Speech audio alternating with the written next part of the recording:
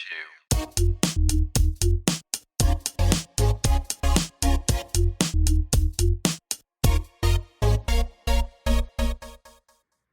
hey all, and welcome back. And here we have another package in from the Shozy store. And you may wonder why I'm doing this figure again, but this is a different version. And so if you had seen last week, I actually had reviewed their Tactical Commander in the prototype gray colors. And the first thing I want to point out is the packaging, where they actually went through the trouble of recoloring the box for this specific version. Now, I did not get a Ultra Magnus colorway. What I got was the Diaclone Ultra Magnus colorway.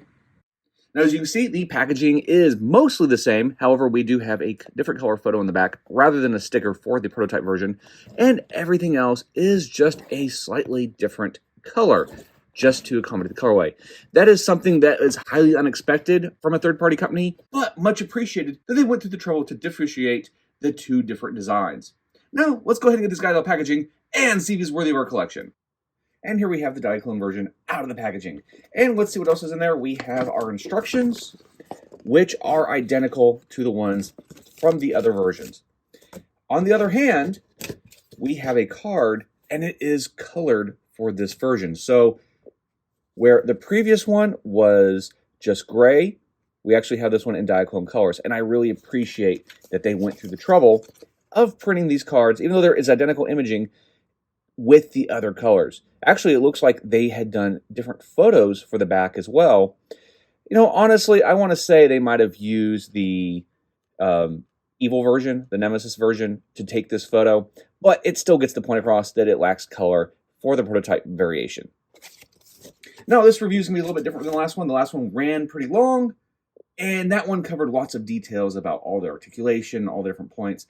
And this is the identical figure, so this is mostly going to cover the differences between this one and that mold. So if you want a full in-depth review, I'll put a link in the description below. Also included in the packaging is our Treller, which of course doesn't really stand super great on its own. However, it does okay. It doesn't just flop around.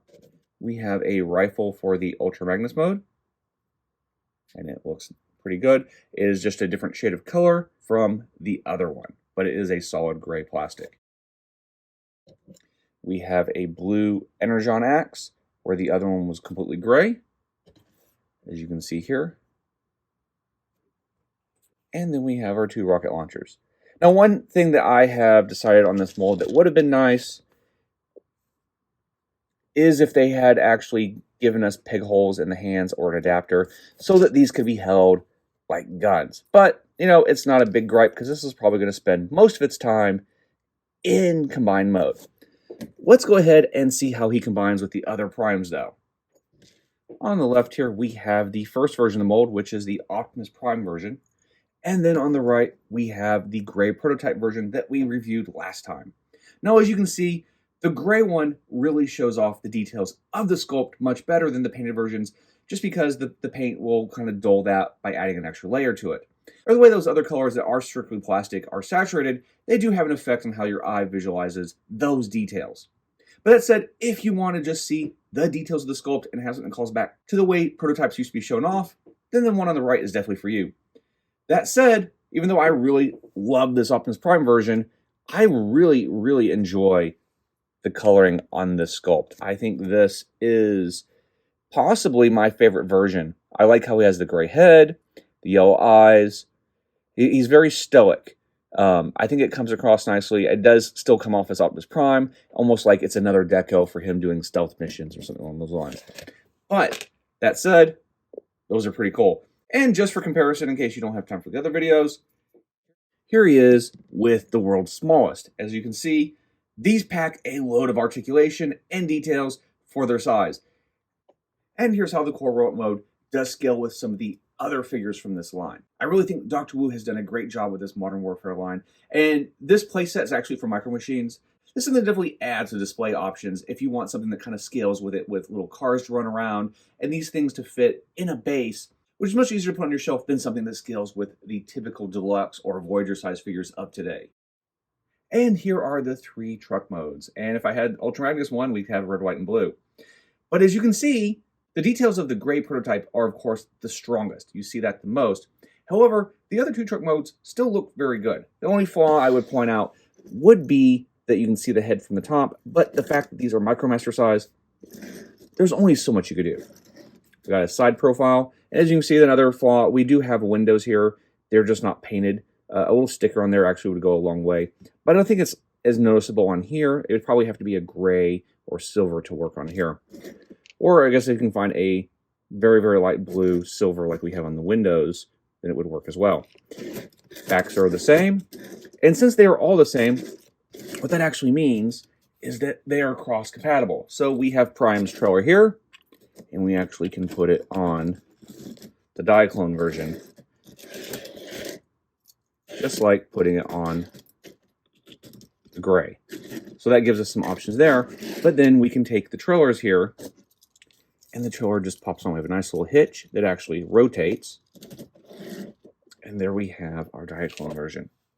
Now, as you can see, it looks really good. I really like how the colors are applied. The trailer itself is pretty nice. I think it really does capture the look of the original toy. Turn around here. We have a couple ports here, and what that allows for is for the weapons to go up top. And the rifle can be stored on this side. Our axe, as I showed in the other video, can be sort of hung from here, but it is not the most secure fitting.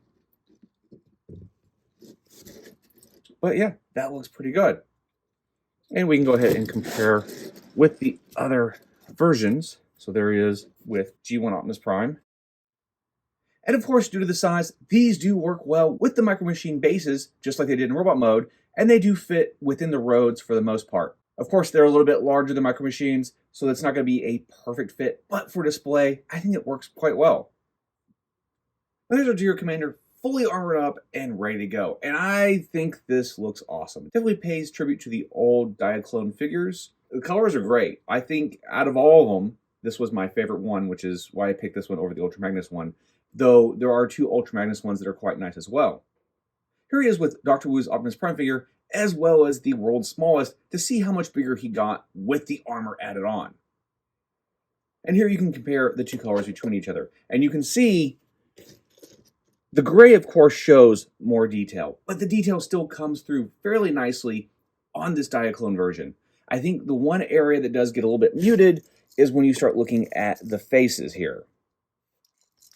You can see, even though the paint is nicely done with the yellow eyes and the shiny face, it is harder to see the crisp details due to the reflection and just the colors overall.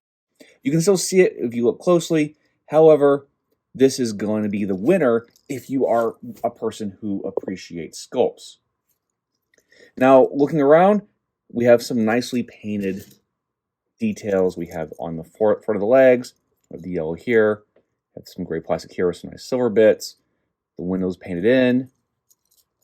The back is the only place that you might find any issues, and that is just because you can see the head here. A little folding plate that covered here would have been nice. However, I do like how the stacks sort of form this back piece. I think that's just kind of a cool addition, but really the only glaring issue is the head, which you don't notice as much on this one, largely because it is all one color. It's still present, but it's just less visually obvious. That said, articulation retains the same from the core figure. We do lose some waist articulation, like the ab crunch. There was no rotation already, so that wasn't lost. And we did gain an awesome ankle pivot.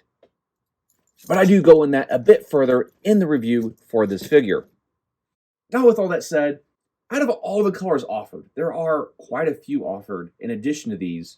I think my top three would be these two, plus the toy version of the Ultra Magnus one. I think the Corbot is a little bit nicer on that one compared to the anime version, and I like how they have the deco on the shins just like they do on the Diaclone version. But with the ones I've gotten so far, I think these two I'll be quite happy with. Probably more than enough Minicon bots on my shelf. Though I know as Dr. Wu releases more of these, I will be buying more. I do want to throw a shout out to ShowZ Store. You can find a link in the description below where you get yours. And make sure you let us know in the comments below if this is worthy of your collection. Like and subscribe, and we'll see you all next time.